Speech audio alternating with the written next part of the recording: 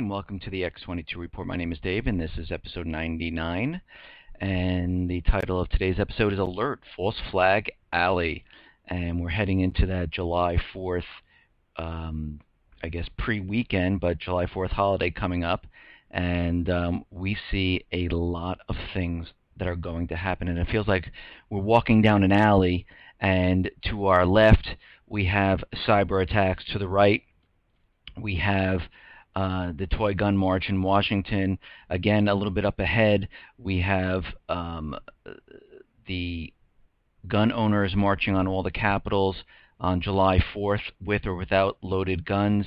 And we're seeing other chemical drills in New York City. We're seeing biological drills. We're seeing a biological drill in the National Scout Jamboree.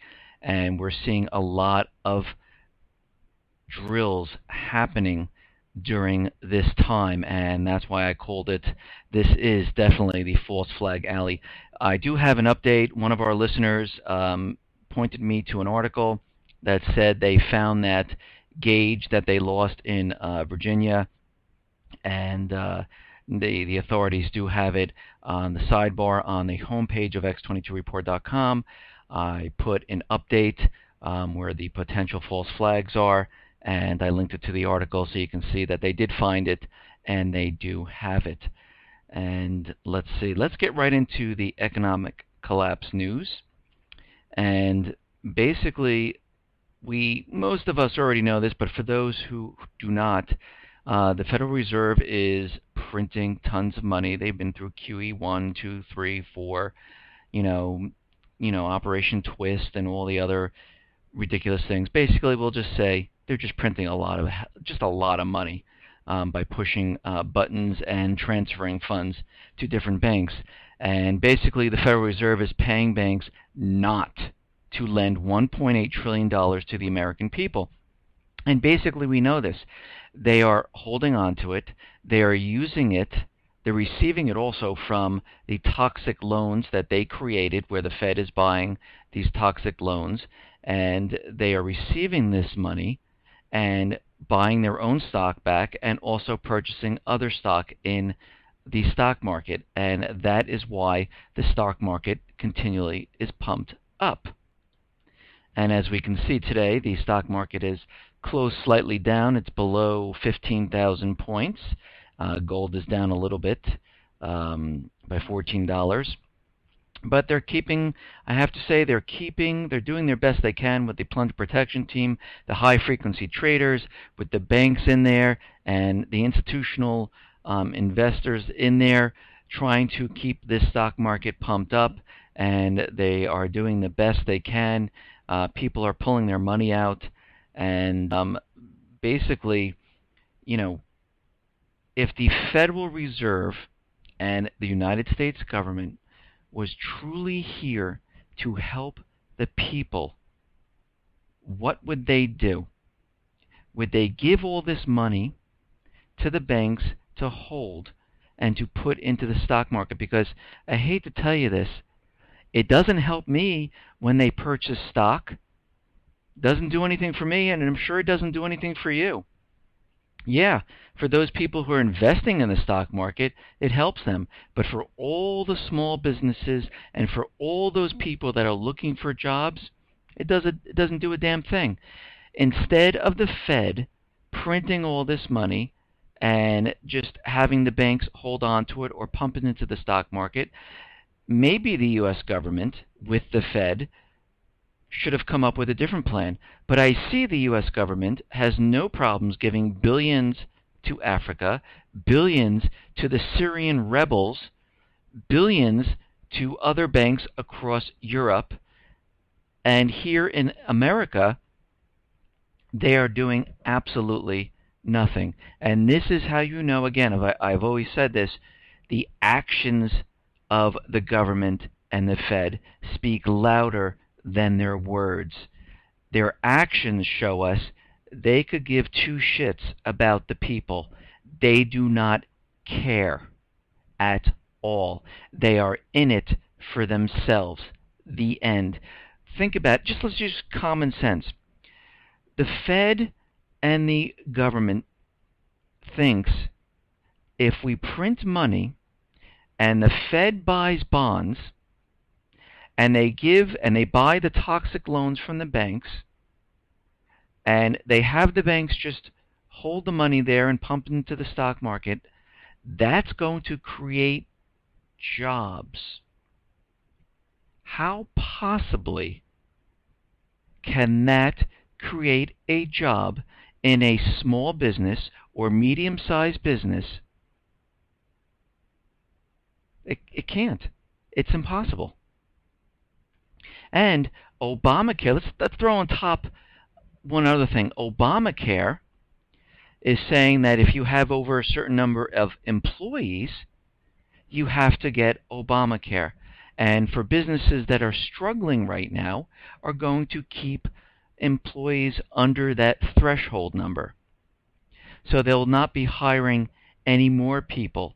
And for those other businesses that don't want to have full-time employees, they will knock down their hours. So from everything that we see, they are not doing anything to help the situation.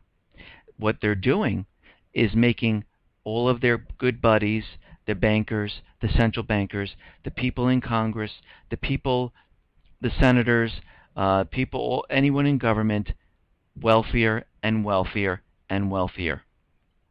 Now, there was an article in RT that Cyprus defaulted on debt. Basically, what this goes on to say is the bond swap is a distressed exchange and therefore a debt default because the amount exchanged is less than the original deal, and Cyprus is allowed to avoid payment on the bonds. Moody said the exchange of Cyprus government bonds for new ones with a longer maturity level means the financial commitment of Cyprus to the holders of the bonds will decline. Cyprus bailout problems are heavily tied to Greece, as Cyprus' biggest banks are the largest holders of Greek bonds. Greece had huge financial problems, which has left Cyprus banks with big debts. Now, Greece is having major problems still. Cyprus, from all the bail-ins and everything they've done, they're still having problems. There's still capital controls in effect. People still can't get their money. Nothing has changed. And now Greece gets 3-day ultimatum from Europe to fix itself. How can Greece possibly fix itself when they have debt on debt on debt on debt on debt? It is impossible to fix themselves. There's nothing they can do. They can try bail-ins, but I went through this and we talked about this in length. Again, if there's no income and no money flowing in, you can't pay those interest payments off. Yes, you can steal from the people, but it will only work for a certain period of time. And when that money runs out, then what do? And as you keep putting more debt with interest, it's an impossible situation. And yeah, you can take out another loan, but it's like a family taking out another credit card. You're back in the same spot. Now I have 22 credit cards, but I'm still making $50,000 a year. But I still can't make those payments. So I take out one more to make those payments, but now I owe more money. It's a never-ending loop that will never end, and it only ends in one way. It's called a collapse. That is it. The end. So, let's move on here. Russia and China are building building their gold reserves. Now, Russia and China know, okay, that the fiat currency is going down the tubes. The Western banks, the Western central banks, they know that in the end, the US dollar, the reserve currency, will eventually collapse. And they know they need real money. And the only real money is gold.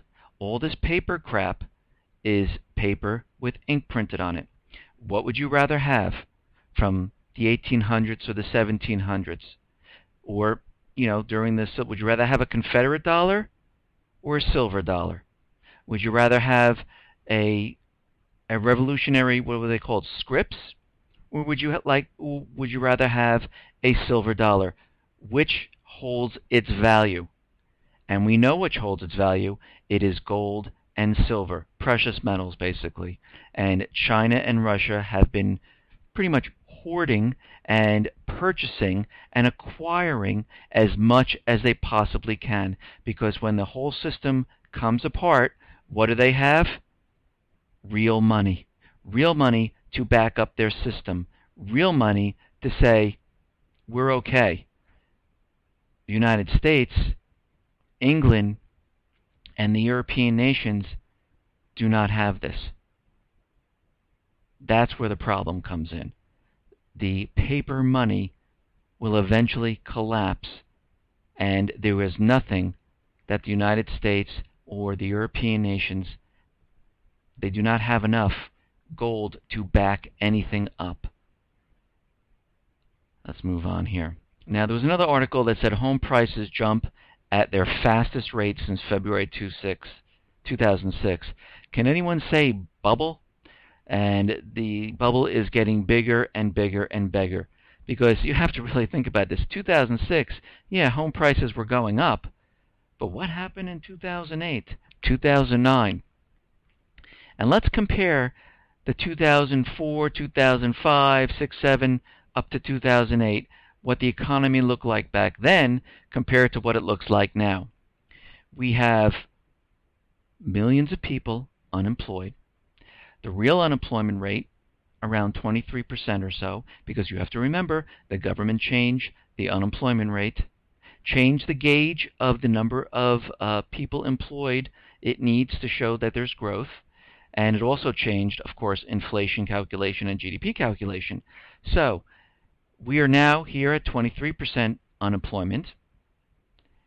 Millions of homes are foreclosed. Banks still have millions of homes on their books. That's why the Federal Reserve is spending, $40–45 billion a month buying these toxic loans.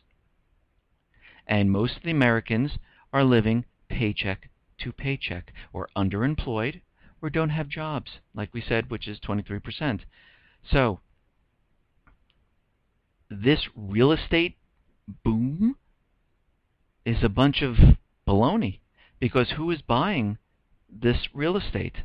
Hedge funds, investment companies, trying to blow the bubble up and then sell the real estate before the bubble pops. And most of the people who are purchasing are going to be those people who think they're getting into something that's building again and going to grow. And banks are starting to, with the help of the government, are starting to give no down payment loans again to those people who'd like to purchase a home. I know two people that have done it. Actually, one person has put down $1,000 and the other one $0 to get a loan to buy a home. So we're seeing this again, but the economy and the people are so not financially equipped to handle this that this will never work. Now, President Obama and his administration are putting new sanctions on Iran because they have weapons of mass destruction. They have nuclear weapons, which we know that is completely false. It's almost like saying Iraq has mass weapons of destruction, and they don't. So they are basically, what they're doing is, since Iran does not trade their oil or anything else in the reserve currency, and they do not have a central bank, which is run by the Western Central Bank, they decided, and right now Iran is selling their oil for gold. They're selling it to China. They are selling it to Russia. They are selling it to North Korea. And basically what the central bankers and the government, what they're trying to do is stop them from receiving more and more gold. And that's why they're putting the sanctions on here. And they're trying to push them and squeeze them and provoke them into doing something, to start something.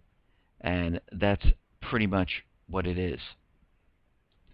And basically this goes on to say proponents of the latest round of sanctions said they could deprive the Iranians of billions of dollars of income that had evaded earlier rounds of sanctions, particularly with the new prohibition on gold trade. Bullion dealers in other countries who flout the prohibition risk severe American penalties, including expulsion from the United States precious metals market. Basically, they do not want gold flowing into Iran. The prohibition on gold trading will make it more difficult for Iran to circumvent the financial sanctions. And basically, they're just putting the squeeze on them. And this is the main prize. They want Syria. They want them to use the reserve, United States as the reserve currency for oil trade. And they want to implement a central bank in there. And basically, Iran has ties with Syria, that if Syria is invaded, Iran will help. And if Iran gets involved, the United States can go into Iran, and this way they can take over and reestablish the US dollar as the reserve currency and set up a central bank in Iran. And we can see the war drums are beating all around everywhere we look. We had the South Korea U.S. drills. We've had the Japanese U.S. drills of taking over an island, and we've had Russia doing drills, and now they're doing drills with China in the Sea of Japan. And basically, we're flexing. Each side is flexing their muscles, showing that, you know what, if you're going to bring it, I'm going to bring it, and we're ready for you. And basically that is what's happening. Basically, this article goes on to say, 6 weeks after South Korea and the U.S. flexed their naval muscles in a joint naval exercise, a mere month after China protested over joint Japan-U.S. naval drills, and amid growing U.S. tensions with Russians, a Chinese fleet consisted of 7 naval vessels departed to join in Sino-Russian naval drills scheduled to begin this weekend. So basically, the war drums are beating. There's Japan, China, Russia, Syria, Iran, the United States, South Korea, North Korea, all involved, and eventually every single country will be involved in this war to hide the economic collapse which will be coming. All right, let's move on here. Now, the U.S. military is blocking, we mentioned this before, the Guardian, basically for all troops around the world. They do not want the troops to hear about anything that's going on. Basically, this is really against their, the First Amendment of hearing free speech and, keeping them in the dark. Because if you really think about it, if the troops really learned why they were fighting, that they were fighting for these central bankers and for the government to get richer off of oil, natural resources, off the loaning of money to people and having them repay it with interest, I don't think any of the United States servicemen would go over and fight for this. And they do not want any of the troops seeing this or knowing what's going on, because really, who would want to fight for that? What would be the purpose of the war? Why would we go to Syria? Why would we go to Afghanistan? All right, let's move on here. Now, there's a Colorado, their 15-round magazine restriction goes into effect. They were handing out free magazines with more than 15 rounds right before this law went into effect. And I have to say, these gun laws are all null and void to the Second Amendment, and especially with the Supreme Court case of Mulberry v. Madison, where it states any law repugnant to the Constitution, Bill of Rights, is null and void. And I hate to say it, but the Second Amendment, the right to bear arms, where bear is to carry, arms is weapons, ammunition, armaments, and armaments means military weapons, shall not be infringed. Infringe means to limit, to undermine. It's a very simple sentence. It doesn't take a brain surgeon to figure this out, and basically the government is continually coming up with laws and restrictions, and basically they're all null and void. And the only reason that they work is because we're obeying them. But basically, their agenda in the end is to get every gun away from the American people before the economic collapse. That is why the gun bill and the UN Arms Treaty are pending right now in the Senate. They are waiting for their special event to pull them out and say, this is why we need it. And this special event is coming up during this week, July 3rd, July 4th, 5th, 6th, throughout July, throughout August, and we're going to have to be watching this. Okay, let's move on here. Let's move on to 70 cyber attacks hit UK each month. Now, I know I talk about the cyber attacks here in America, but I believe what they're going to plan, and we've seen this in Australia, UK, European nations, where all the European nations, UK, Australia, United States, are all talking about how they're getting hit so hard from cyber attacks that they're coming from China, Russia, Iran, or Syria, and basically they're going to use this as the main event. This is, if all else fails, this will be the hugest false flag operation that you have ever seen when they put this into place. And this article goes on to say Britain is being targeted by around 70 complicated cyber attacks on government or industry networks with espionage purposes every month, a top British spy says. And these threats are real, they're sophisticated, they do financial and reputational damage.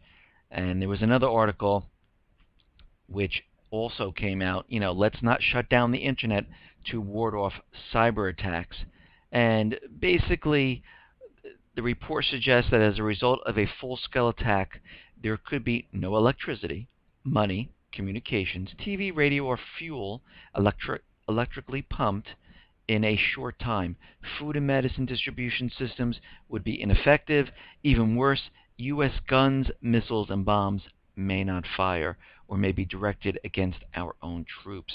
But it's important to emphasize that these scenarios is based on a full-scale conflict with a peer adversary that is great power like Russia or China. And digging into the specific threats that the DSB is worried about makes clear that they don't have all that much to do with the internet. Now, basically what the DSB has done is they placed this into tiers, and basically what they're saying is the last tier, an attacker who wanted to cripple the American economy would have to launch these kinds of sophisticated attacks against dozens, if not hundreds, of U.S. systems simultaneously. Only governments, and probably only a handful of great powers, have the capacity to do so. And while such an attack would certainly be awful, the nations capable of carrying them out also have bombers, aircraft carriers, and nuclear weapons. They've had the capability to kill tens of millions of Americans for decades, and shutting down the internet wouldn't stop them. And basically, these great powers in government are China and Russia, and they're building their case right now for this main event of this cyber attack. And when I say main event, I'm talking about putting Europe, and I'm not saying all, which it could be, parts of Europe, parts of Britain, parts of Australia, parts of the United States, all into darkness, and shutting off water systems, having people's money siphoned out of the banks, having martial law declared because everyone's in darkness. And you have to remember, if you put people into darkness for a week, 2 weeks, or 3 weeks, people will not be able to handle it. First of all, they're not prepared for this type of action. They are not prepared with food. They are not prepared with water, batteries, lighting, generators, medical supplies, weapons to protect their family. Because they're going on with their day-to-day lives as though if I need it, I just go out and I buy it. Compared to those who have been preparing and prepping with food, water, batteries, weapons, medical supplies, toiletries, you name it, we have it. Also, they have the ability, some of the advanced preppers have the ability to, create drinking water and to filter water and do these things. And there was even another article that said brute force cyber attacks against critical infrastructure, energy industry, and will intensify. And you have to remember, these cyber attack reports have been coming out for a year and a half now. They're basically brainwashing. And the DHS, the government, Department of Defense, they've all come out saying that any country that hits America with a cyber attack is an act of war. General Alexander, and there was another general, I can't remember his name right now, also came out saying that we have been using cyber attacks on Iran with keeping their nuclear facility from not operating with Stuxnet. And basically, Iran has come out and asked the atomic agencies to look into these cyber attacks and to figure out a way to stop it. Basically, it's a message to the United States saying we know you're doing it, and now we're asking other people to look into it to see where they're coming from. So this report goes on to say the newly issued ICS CERT Monitor report states that more than half of the attacks were against the energy sector. For example, 49 malicious IPs attacks natural gas companies across the Midwest and Plain states. While none of the brute force attempts were successful, in only the first half of the fiscal year 2013, ICS CERT deployed on-site teams 5 different times, 3 times to energy sector companies and twice to manufacturers. All of the on-site incidents response engagements involve sophisticated threat actors who had successfully compromised and gained access to business networks. In comparison, the ICS CERT on-site teams were deployed only 6 times for all of last year of 2012. So basically what they're telling us is the number of times that they deployed in 2012 was only 6. We're only halfway 2013, and it's already 5 times. So they are building the case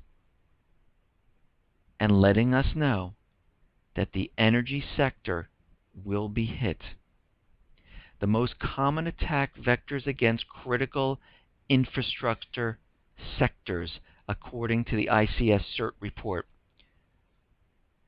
Basically, these were watering hole attacks, SQL injections, and spear phishing. Of the 200 cyber attacks so far, October 2012 to May 2013, 53% targeted the energy sector, followed by 17% targeting the manufacturing sector. So they're letting us know that something will happen. They're building the case, letting the American people realize that something will happen. You read about it. It's back in your mind. You've been bombarded with this every day for a year and a half.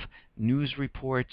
They had videos of a cyber attack on CNN hitting a generator, and it smoked. It was in one of my episodes. I had the video, and if you look back through the episodes, you can find it. I don't know the exact one off the top of my head. But let's move on here. Now, we're coming up to False Flag Alley. There's a lot going on right now. And if you want to see them all, and if you're new to this, on the x22report.com, I have them listed on the right-hand side, and it says potential false flag alerts. And just today, Canadian police say they thwarted a terror attack. Canadian authorities have arrested a man and woman who they say plotted to blow up the British Columbia Legislature building using homemade explosives. So they're basically going back to this Al-Qaeda, homegrown militant, building bombs, and they're trying to let everyone know here that it's all the same all around the world. Here it is in Canada. here it is in the United States. It's like a copycat thing of the Boston bombers. It's it's domestic terrorists. They're building their own bombs. They 4th of July is coming up here in the United States, and people could use the internet to build their own 4th of July bomb.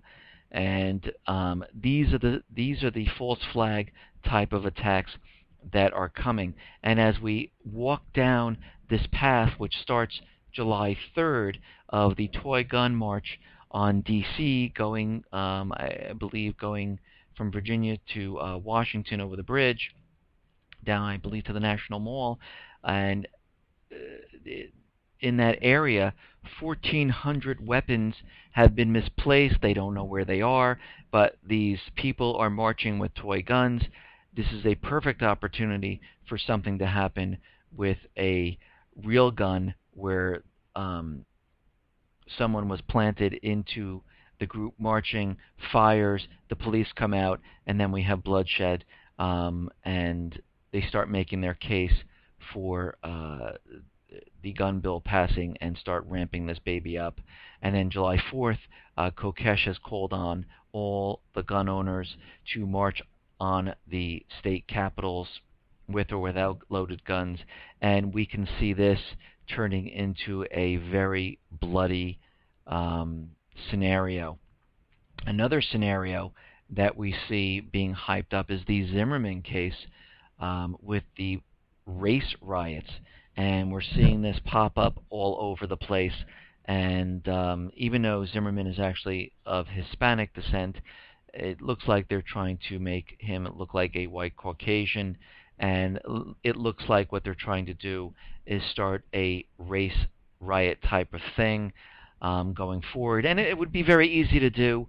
Basically start it off in the town that it happened in, have plants in other towns, just like they do in Syria, where they have paid mercenaries. They have paid plants all around in different cities, and all you have to do is get a couple people going, and the whole thing starts to spread. And this is a perfect scenario of having martial law declared by the president and enacting certain executive orders, and we can see this being pushed as an agenda.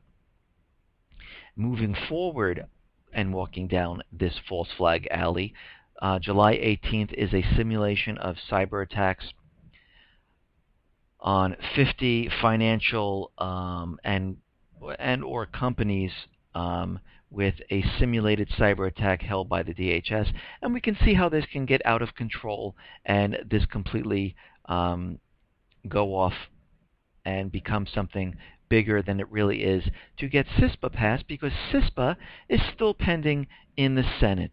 And I know President Obama said he's going to veto CISPA, but it's very strange for someone who says they're going to veto it to set up executive orders that support CISPA.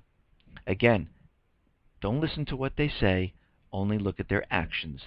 And to me, that speaks louder than anything else. And I also listen and I see what they've done. They set up additional executive orders for gun control. And John Kerry and Joe Biden have come out and said that they're going to have this gun legislation completely signed by August.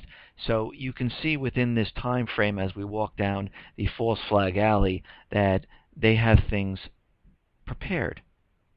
And again, July 18th is another warning. Now, during this time, from the whole month of July, we don't know what days, New York City is going to hold a chemical drill, where they're going to, release a non-toxic type of chemical into the subway system, and they're going to check to see how that disperses throughout the system. And we can see that the government can use this to say it was some type of attack by Al-Qaeda or by the Syrian government, things like that, to get us into war with Syria. And since the red line was crossed and people went, oh hum, we don't care, and the Senate right now is trying to block the Obama administration from sending weapons over to the Syrian rebels, and they have a bill which is moving through Congress, they can't let this pass. So they're going to have to do something, and they're going to have to do something soon, because they need to get this war ramped up for the coming collapse. As we can see right now, the stock market they're trying desperately to continually pump it up, and there's just so long that they can hold this whole thing together before it all comes crumbling down. So this is why we're seeing so many things happen. We also have the National Scout Jamboree happening in July, and there's a biological drill happening at the same exact time. So we can see this as another type of drill happening. Plus, the feds also warned us on 4th of July of be prepared for some type of nuclear or explosive type of devices that they could build out of fireworks. So, and there's additional biological drills throughout the month of July and August. And we can see as we walk down this alley of drills and events coming up that this could really turn into a hot false flag time period where many things are happening at once. And believe me, when these things hit, it's not going to be like, oh, one or two people died. They have to really push the agenda to wake the American people up for them to beg for something. I mean, it's going to have to be really bad. It's going to have to be bloody. It's going to have to be horrific. People are going to have to see this around the country, around the world, and go, holy shit, look what just happened. 300, 200 people died in this. Look, we're having dirty bombs go off all across, or, small pressure cooker, firework bombs going off in many different cities. This is going to have to be something that's huge for them to really bring this home, because we saw in the Boston bombing that people are really, really asleep, and they don't care.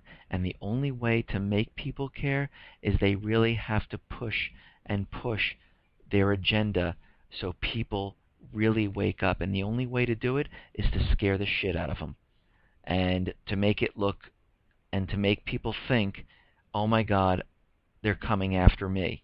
And this is the only way that they're able to do this. And what is the reason for telling everyone this? Is, first of all, to keep everyone and to wake more people up, to show that when this happens, and it happens the way we are saying it's going to happen, or we have it listed on the site, and we said, listen, we knew this was going to happen.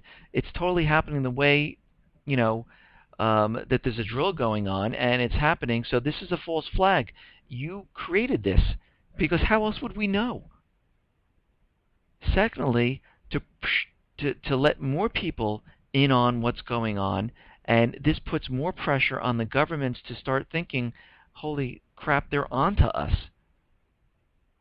And this is the only way, is to spread the message around and let more and more people know that these incidents aren't real.